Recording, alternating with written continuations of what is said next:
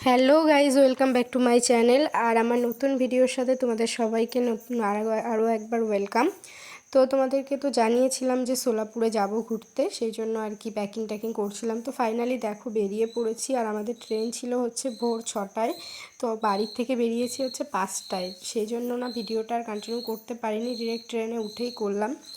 তো এই যে ট্রেনে বসে পড়েছি, আর অনেক দিন পর বাড়ির থেকে বেরোলাম, একটু ভালোও লাগছিল।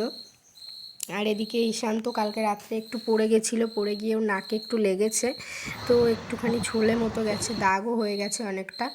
তো আবার ঠিকও হয়ে গেছে, বাড়িতে আস্তে আস্তে আস্তেই ঠিক হয়ে গেছে আর কি। যে পড়ে গেছিলো তো ওই জন্য একটু নাকের কাছে দাগ আর কি হয়ে গেছিলো ওর। তো যাই হোক, চলো যাওয়া যাক। আর এখন দেখো বাইরের ভিউটা কত সুন্দর লাগছে। তো আমরা ওই 8টার মতো বাজে, ও আটটার মধ্যে পৌঁছে গেছিলাম। তো দেখো ট্রেন থেকে নেমে পড়েছি ফাইনালি। আর এদিকে মানসিদির কাছে ছিল ওই ব্যাগটা, তো আমার ব্যাগপত্র সব কিছু ওরাই নিয়েছে, যেহেতু আমার কাছে ঈশান ছিল। আর এদিকে আমরা যাচ্ছি দেখো অটো স্ট্যান্ডে।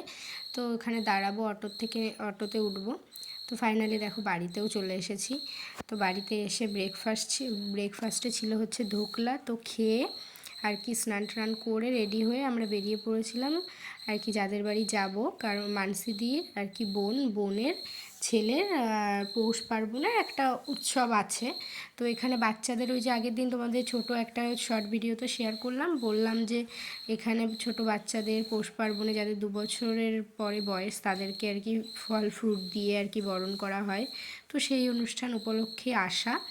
তো সেই উপলক্ষে এসে একটু ঘোরাও হয়ে গেল। আর এদিকে মিষ্টির দোকানে দাঁড়িয়েছিল একটু মিষ্টি নেবে বলে। তো তারপরে আমরা ওদের বাড়িতে চলে গেছিলাম। তো দেখো ফাইনালি ওদের বাড়িতে চলেও এসেছি। তারপর দুপুরবেলা লাঞ্চে অনেক কিছুই ছিল, পোলাও, তারপর আর কি রুটি, সবজি, গোবি 65। তো সব কিছু খাওয়া দাওয়া করলাম। আর এদিকে দেখো ডেকোরেশন হচ্ছে।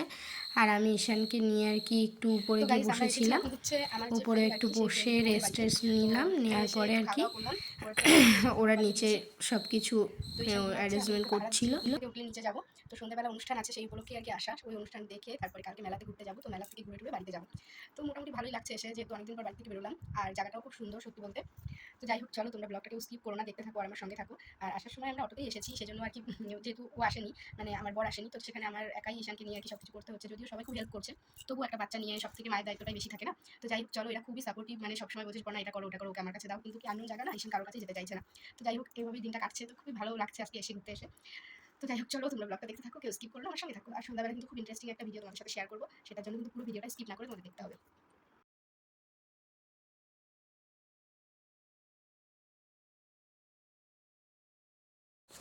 এদিকে দেখো ডেকোরেশন মোটামুটি কমপ্লিট। আমি একটু উপর থেকে রিলস বানিয়ে ঈশানকে ঘুম পাড়িয়ে আসলাম নিচে।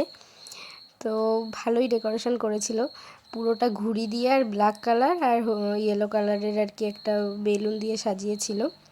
তো এই যে ডেকোরেশন কমপ্লিট। এখন আমাদের আবার খিদে পেয়ে গেছে, তো এই যে আমরা সবাই মিলে খেতে বসেছি।